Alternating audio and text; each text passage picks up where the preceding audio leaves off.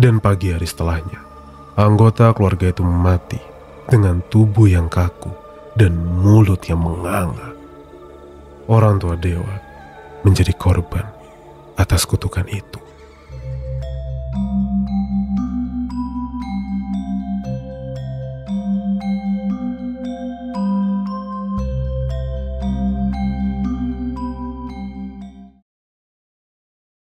Assalamualaikum warahmatullahi wabarakatuh. Selamat datang kembali di podcast Bagi Horor, dan tentunya masih bareng keluarga di sini. Hari ini kita akan melanjutkan part ketiga dari Langgar Tanah Tulah, sebuah cerita dari Bang Dioseta yang kemarin sempat sedikit tertunda ya, karena kemarin aku baru DM Bang Dioseta minta izin bacain ceritanya, karena kemarin baru part 1 yang dikirimkan. Terus Bang Dioseta langsung mengirimkan part selanjutnya. Terima kasih untuk Bang Dioseta yang sudah membagikan cerita ini di podcast Bagi Horor untuk para sobat horor semuanya. Di part selanjutnya ini kita akan masuk ke sebuah part yang berjudul Penghuni Langgar. Ya, setelah kemarin terakhir itu ada masalah di si Dewa itu ditarik oleh sesuatu. Kita akan cari tahu di part ini. Sebelumnya, buat yang mau cari cerita-cerita yang lain dari Bang Dioseta, karena Bang Dioseta sudah banyak menuliskan cerita, itu semuanya lengkap ada di deskripsi dari episode ini ya. Karya Karsa, YouTube, Twitter, X atau X ya, Instagram, itu lengkap ada di deskripsi. Kalian bisa cari sendiri. Dan jangan lupa juga untuk follow Spotify dan semua platform di mana kalian sedang mendengarkan podcast Bagi Horor sekarang. Subscribe juga YouTube-nya, bentar lagi kita 27.000 subscriber, mau 30.000. Jadi aku minta bantuan kalian ke YouTube sebentar, terus dipencet tombol subscribe-nya, karena setiap hari Senin sampai dengan hari Jumat kita ada yang namanya Radio Bagi Horor ya teman-teman ya, dimana kita live bercerita serem, ngobrol-ngobrol bareng kalian, itu jam 9:30 di YouTube dan juga di TikTok. TikToknya Argases, YouTube-nya Bagi Horor. Jadi jangan sampai kelewatan. Oke, langsung aja kita masuk ke cerita untuk hari ini. Part 3 dari Langgar Tanah Tulah. Pasang headset kalian, tutup pintu, matikan lampu. Podcast Bagi Horor siap membagikan ceritanya. Selamat mendengarkan. Langgar Tanah Tulah part 3 by Dioseta. Tamu di tengah malam. Pati 1985. Suasana Hari Raya Idul Fitri di Desa Sri Mulyo tak seramai di desa lainnya. Walau begitu, sebagian warga yang masih menganut kepercayaan kejawen turut memeriahkan silaturahmi antar warga di saat lebaran. Damar, lihat itu deh. Umar menyenggolku dan mengarahkan wajahnya ke arah Mbah Guru yang tengah menerima tamu di halaman langgar yang berada di tanah miliknya itu. Kenapa? Nggak ada yang aneh? Aku tak peduli sambil menikmati jenang yang aku dapat dari bersilaturahmi ke rumah-rumah tetangga desa. Itu loh, liatin tak? Mbah Guru salam ke tamu-tamunya itu pakai tangan kiri. Kan gak sopan yuk. Aku memperhatikan sekali lagi.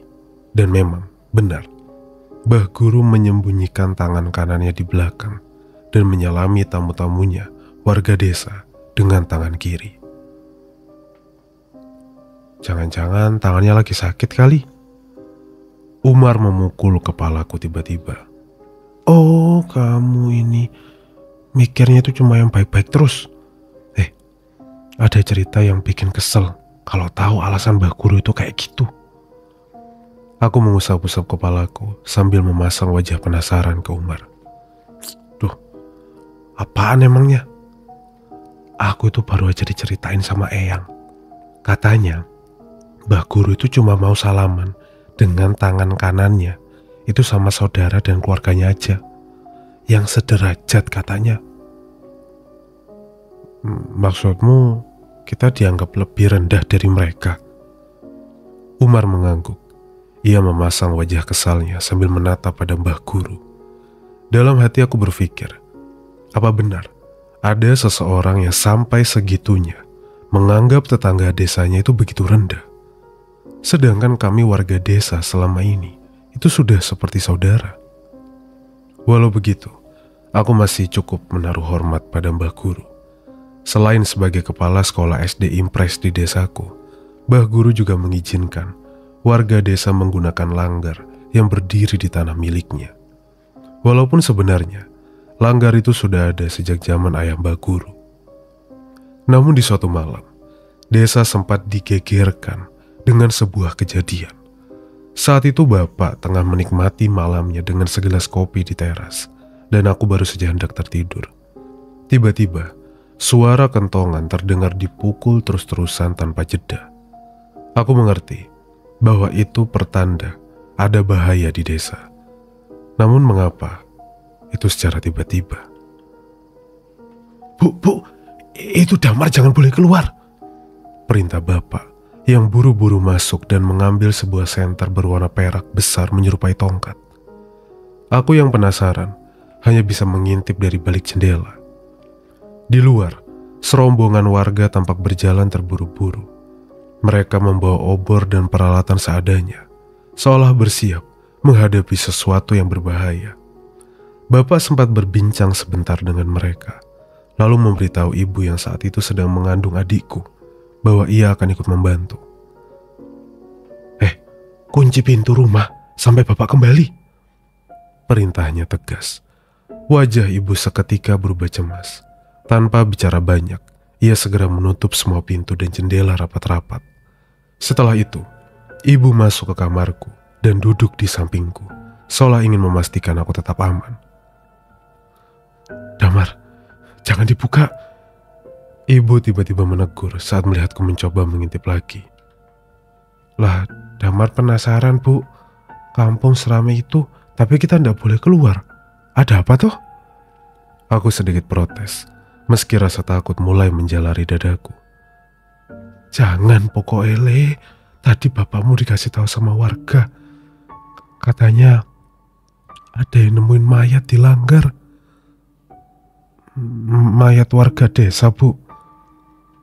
Bukan, tapi kondisinya itu benar-benar tidak karuan. Bapak dan warga desa masih berusaha mengejar pembuang mayat itu. Kemungkinan pelakunya belum keluar dari desa. Mendengar hal itu, saat itu juga aku bergidik ngeri. Aku tak lagi mencari tahu dan memilih untuk berusaha tidur. Tapi rasa penasaranku membuat mataku sulit untuk terpejam. Samar-samar, aku mendengar suara dari arah kebun sebelah rumahku. Aku sempat mengira itu adalah suara hewan. Tapi suara itu kembali terdengar, seperti suara langkah kaki. Bu, Ibu, ada suara, Bu. Aku mencoba membangunkan ibu yang telah tertidur pulas di sebelahku. Sayangnya, ibu yang tengah kelelahan begitu pulas, tak terbangun. Samar-samar aku mendengar suara isak tangis dan suara seseorang yang menggumam. Biasanya aku tak akan peduli. Namun karena tadi aku mendengar cerita dari ibu, aku pun takut. Jangan anakku, dia saja. Suara itu terdengar dari luar jendela. Suaranya terdengar parau dan bercampur dengan tangis. Mau tidak mau, aku pun memaksa ibu untuk bangun. Bu, bangun, Bu, ada orang di luar. Kali ini aku berusaha lebih keras, dan ibu pun terbangun dengan mata lelahnya. Oh, potole, ada orang. Aku mengangguk dan berusaha untuk tidak menciptakan suara. Sekali lagi suara seseorang yang menggumam sambil menangis terdengar. Ibu mendengar hal yang sama, dan dengan segera mengambil gunting yang berada tak jauh dari posisi kami. Minggir, Le, minggir.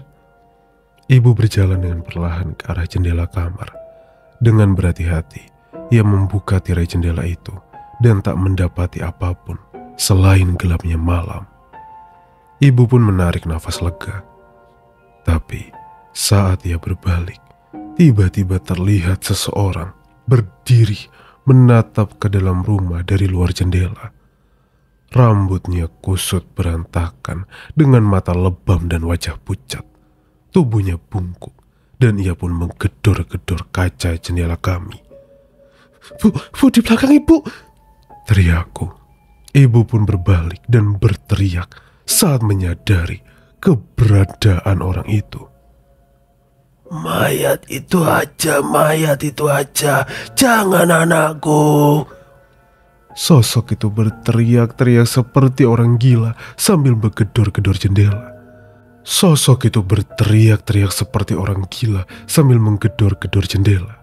Seketika aku dan ibu pun berteriak dan membunyikan suara-suara agar warga menyadari apa yang terjadi di sini.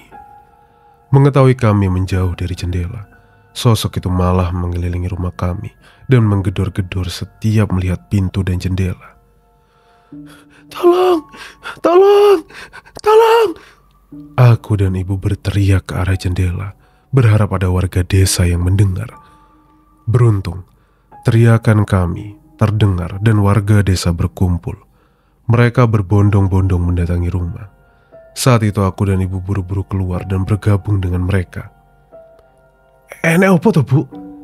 tanya salah satu warga. "Ada orang, Pak. Dia gedor-gedor rumah, teriak-teriak. Mukanya serem," balas ibu. Saat itu bapak-bapak yang berkumpul mengitari rumahku dan mereka pun menemukan orang itu. Sosok yang meneror kami tadi sedang meringkuk ketakutan dengan penampilan yang berantakan. Mayat itu aja, jangan anak saya, mayat itu aja." Kata-kata itu terus terucap dari orang itu. Saat itu juga warga menangkap orang itu dan mengetahui bahwa ia mengalami gangguan jiwa. Bapak segera dipanggil oleh warga dan kembali. Ia benar-benar terlihat khawatir. Terlebih, seseorang yang bersama bapak ternyata saksi yang melihat orang yang membuang mayat itu di langgar. "Benar, Pak, dia yang bawa mayat itu ke langgar. Benar," ucap orang itu. Malam itu juga, warga mengamankan orang itu. Aku dan ibu pun kembali ke rumah bersama bapak dengan perasaan lebih tenang. Barulah besok paginya, ibu mendapat kabar tentang kejadian semalam. "Orang gila itu, Pak, nemu mayat di jalan dan bawa mayat itu ke langgar." Pak Rusman menceritakan kejadiannya pada ibu. Menurut Pak Rusman, orang dengan gangguan jiwa itu merasa ketakutan karena anaknya meninggal dengan mengerikan. Dia mengatakan bahwa anaknya mati menjadi tumbal dari setan yang ada di langgar. Jelas saja warga tidak percaya dan menganggap omongan orang itu sebagai halusinasi. Warga pun menyerahkan orang itu kepada pihak yang berwajib bersama jasad yang berada di langgar. Awalnya, kami, para warga desa, hanya menganggap kehebohan itu sebagai perbuatan orang tidak waras yang sedang kumat. Tapi ternyata kejadian itu berbuntut panjang. Tiba-tiba saja Mbah Guru melarang warga desa untuk beribadah di langgar. Seluruh warga desa pun bingung. Kasus orang tidak waras itu sudah selesai. Namun entah mengapa, Mbah Guru terlihat seperti menutup-nutupi sesuatu dan melarang warga menggunakan langgar itu lagi. Di dekat langgar pun dibangun kandang ayam dan hewan yang jarang sekali kami lihat di desa. Hewan marmut yang bentuknya seperti tikus besar dengan bulu yang berwarna. Saat itu banyak anak-anak yang sangat tertarik dengan hewan yang dipelihara Mbah Guru. Tapi Mbah Guru menutupi langgar dengan pagar yang dibuat dengan bambu, hingga warga tak bisa lagi memasuki langgar seenaknya. Sempat ada beberapa anak yang penasaran dengan hewan marmut milik Mbah Guru. Ia memanjat pohon dan mengintip ke arah dalam. Tapi suatu saat, aku mendengar cerita ada seorang anak yang ingin ikutan mencoba mengintip ke dalam.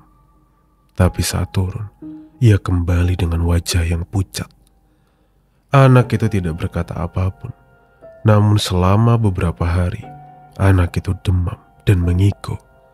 Beberapa saat setelahnya, aku mendengar cerita dari Umar bahwa anak itu melihat sosok-sosok aneh di langgar. Ia mengaku melihat sekumpulan orang-orang pucat memakan marmut dengan mulut yang berdarah-darah. Tak hanya itu, sesuatu yang membuat anak itu trauma ketika ia melihat sosok hitam bermata merah yang seolah mengawasi makhluk-makhluk pucat itu. Mendengar cerita itu, seketika aku teringat ucapan orang gila itu. Apa benar sosok setan yang menghuni langgar? Kejadian yang terjadi saat aku kecil itu teringat kembali di kepalaku. Kenapa Mbah Guru melarang warga untuk menggunakan langgar itu lagi? Apa yang sebenarnya disembunyikan di sana? Untungnya, selalu ada hal baik dari setiap kejadian. Pasca tak boleh lagi digunakannya langgar Mbah Guru, salah seorang warga bersedia mewakafkan tanahnya yang berada di ujung desa. Warga pun akhirnya mengumpulkan dana dan saling memberi sumbangan dalam bentuk apapun untuk membangun masjid yang akhirnya kami gunakan hingga saat ini. Aku pikir masalah mengenai langgar sudah tuntas. Aku benar-benar tak menyangka dengan apa yang terjadi di hadapanku saat ini. Dewa tiba-tiba jatuh dan terseret tepat di hadapanku. Ia menghilang begitu cepat dan menyisakan darah yang terseret di jalan. Dewa! Dewa! Aku berteriak panik mencoba mengejar Dewa. Namun sia-sia. Astagfirullahaladzim. Mbah Bengkong masih terpaku menatap sosok perempuan kurus setinggi pohon yang perlahan menghilang dari hadapan kami. Mbah Bengkong tidak tinggal diam. Ia buru-buru berjalan ke satu arah yang berlawanan dari arah Dewa menghilang. Mbah, tolong Dewa, Mbah, tolong. Aku mengikuti Mbah Bengkong sambil menarik bajunya mengajaknya mengejar Dewa. Sudah, wes, kamu tenang dulu. Dia pasti ada di sana, ucap Mbah Bengkong. Aku mencoba mempercayai Mbah Bengkong. Aku kira ia berniat kembali ke rumahnya, namun ia justru terus berjalan, menembus pagar bambu kuning, menuju ke langgar. Angin berhembus dengan kencang, udara dingin begitu menusuk, suara gemerisik dedaunan membuatku semakin cemas. Mengerikan. Pemandangan yang ada di depanku saat ini begitu mengerikan. Tepat saat kami sampai, aku melihat Dewa berdiri melayang dengan tubuh yang penuh darah. Pergi. Dewa mencoba berbicara dengan suara paraunya yang memperingatkan kami. Tapi Mbah Bengkong terus mendekat. Dan saat kami mendekat, tiba-tiba tubuh Dewa terjatuh. Dewa! Aku buru-buru menolong Dewa saat itu juga. Luka-luka di tubuhnya cukup parah. Bajunya sobek, terseret dengan tanah. Namun beruntung, luka itu tak membahayakan nyawanya. Bawa temanmu itu. Kita pergi dari sini secepatnya, perintah Mbah Bengkong. Dengan berhati-hati, aku membawa Dewa keluar dari langgar yang suasananya begitu mencekam. Di dalam, aku merasa ada banyak makhluk yang memperhatikanku. Saat itu juga aku buru-buru memapah Dewa keluar.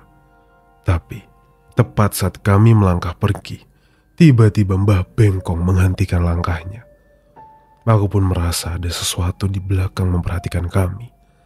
Anehnya, aku tak berani menoleh ke belakang sedikit pun. Instingku melarang leherku untuk menoleh. Jangan campuri urusan kami. Aku mengenal suara itu. Suara terdengar seperti suara Mbah Guru. Tapi aku benar-benar takut untuk menoleh ke belakang.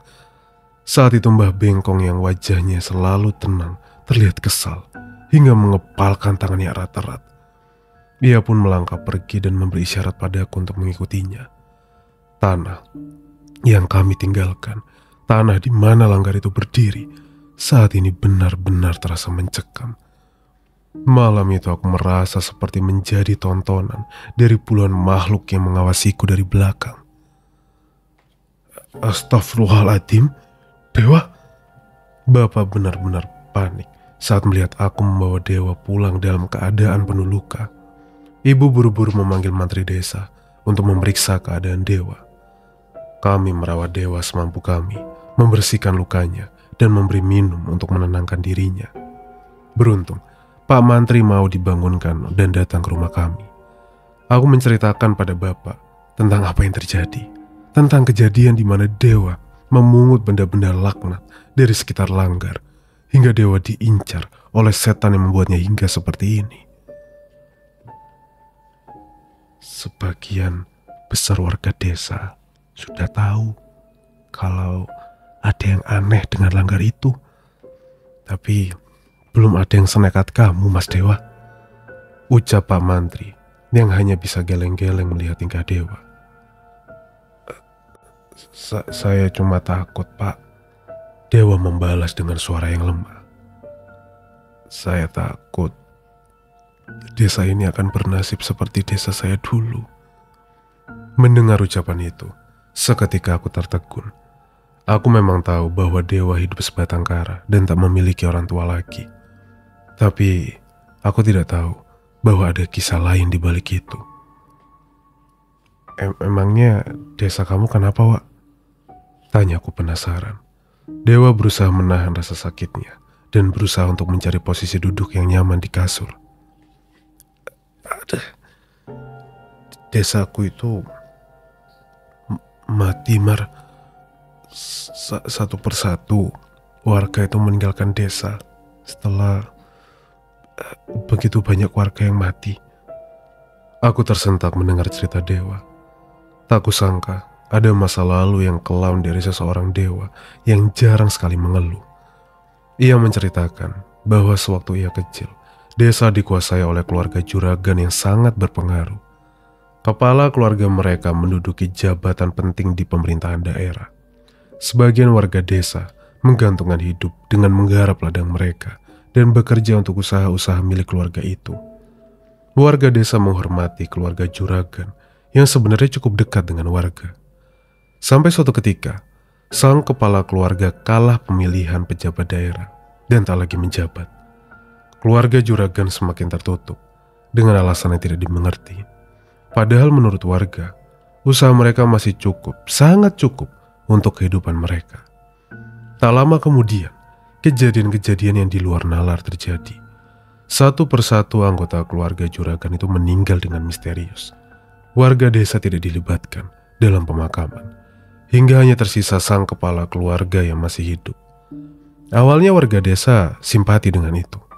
Namun ternyata hal aneh mulai terjadi di desa. Kematian mulai merenggut nyawa orang-orang yang bekerja pada keluarga juragan. Mereka mati dengan tidak wajar. Keluarga korban mengaku rumahnya didatangi sekumpulan makhluk berwujud manusia, berwajah pucat, dengan berpakaian serba putih di malam hari. Dan pagi hari setelahnya, anggota keluarga itu mati dengan tubuh yang kaku dan mulut yang menganga. Orang tua Dewa menjadi korban atas kutukan itu. Warga mulai menebak bahwa kekayaan dan segala yang dimiliki oleh keluarga juragan berhubungan dengan kutukan yang dialami oleh desa. Saat mendatangi rumah keluarga juragan, mereka menemukan sisa-sisa ritual yang menunjukkan bahwa ternyata melakukan perjanjian gaib untuk mendapatkan kekayaannya. Sisa-sisa ritual itu seolah usaha terakhir sang juragan untuk menghentikan kutukan ini. Tapi saat hendak meminta pertanggungjawaban dari satu-satunya keluarga yang tersisa, warga justru menemukan mayat sang kepala keluarga sudah tergantung tak bernyawa di kamarnya sendiri. Sejak kejadian itu, teror di desa Dewa semakin menjadi-jadi. Ingon atau peliharaan keluarga juragan seperti mencari sendiri tumbal untuk dirinya. Mulai dari penyakit aneh, kematian tidak wajar, hingga bunuh diri. Secara perlahan satu persatu warga desa itu mati. Tak jarang, Mereka yang masih bertahan melihat keberadaan setan berwujud keluarga juragan yang berjalan mengelilingi desa. Tak ada jalan lain. Akhirnya warga yang tersisa memilih untuk pergi dari sana dan membangun kehidupan di desa lain, termasuk Dewa yang diurus oleh tetangga dekatnya. Sudah lama semenjak aku ninggalin desa orang tuaku. Apa yang terjadi di sana saat itu gak jauh berbeda dengan yang mungkin terjadi di sini, Mar, ucap Dewa. Mbah Bengkong mengelus kepala Dewa. Ia seperti sudah mengerti perasaan Dewa sejak awal mereka bertemu. Nggak akan terjadi. Kami benar-benar jaga desa ini dengan baik, ucap Mbah Bengkong mencoba menenangkan Dewa. Sebenarnya saya tidak mau berpikir jahat, Mbah. Tapi dibandingkan juragan di desa saya merasa Mbah Guru lebih tidak ragu untuk mengorbankan warga desa dibanding membiarkan anggota keluarganya yang mati, balas Dewa. Mendengar ucapan Dewa itu, seketika aku, Pak Mantri, Bapak menoleh ke arah Mbah Bengkong. Tak dapat dipungkiri bahwa hal itu mungkin benar adanya. Ia menganggap warga desa lebih rendah dari mereka. Kita tidak bisa bertindak tanpa bukti. Yang bisa kita lakukan hanya melindungi diri kita dengan menggantungkan diri pada Allah, balas Mbah Bengkong. Sudah, yang penting sekarang kamu pulih dulu, Le. Dewa seperti tidak puas dengan tanggapan Mbah Bengkong. Tapi saat ini pun kami tak dapat berbuat apapun. Jika harus menunggu ada korban, maka itu sudah terlambat. Tapi Mbah Bengkong tidak meminta kami untuk berpangku tangan.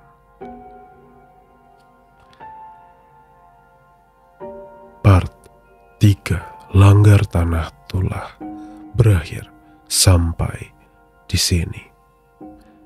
Itu dia akhir dari part ketiga, teman-teman, dari Langgar Tanah Tulah, sebuah cerita dari Bang Dioseta, di mana narasumbernya juga merupakan salah satu pendengar podcast Bagi Horor dengan nama Mbak Wiwit Wahedan. Ini ceritanya ngingetin aku sama desanya Cahyo ya. Desanya Cahyo yang semua orang, tapi bedanya bukan warga desa saat itu, tapi ada suatu pagelaran yang datang dan itu yang membuat warga desa di desanya Cahyo itu meninggal. Yang beda ini adalah warga desanya gitu yang melakukan hal ini. Dan aku sering loh dengar cerita, bukan sering ya, maksudnya pernah mendengar cerita seperti ini yang mana ada satu desa, ada orang kaya banget yang punya tanah banyak, terus warga desanya itu kerja sama dia, terus nggak lama dia numbal-numbalin sekitarnya untuk kekayaan dia. Kayak kemarin terakhir itu cerita yang anak setan itu kalau nggak salah, yang diadopsi anak setan untuk datengin kekayaan, ternyata at the end perlu tumbal gitu. Itu ada tuh. Aku taruh thumbnailnya di sini ya, sekitar sini. Kalau yang di YouTube bisa nonton. Aku juga taruh linknya di bawah kalau kalian mau nonton. Itu yang anak setan itu mirip lah. Jadi dia ngelakuin pesugihan yang dimana endingnya tumbalnya adalah warga desanya. Sekali lagi terima kasih untuk Bang Dioseta sudah berbagi cerita Langgar Tanah Tulah ini di podcast Bagi Horor. Dan kita akan ketemu di episode part selanjutnya, teman-teman. Terima kasih untuk kalian yang sudah mendengarkan. Mohon maaf kalau aku ada salah-salah kata selama bercerita. Keluarga pamit undur diri. Ingat, anggap saja cerita di podcast Bagi Horor itu cuma hiburan semata. Ambil positifnya dan buang negatifnya. Wassalamualaikum warahmatullahi wabarakatuh. Selamat malam dan selamat istirahat.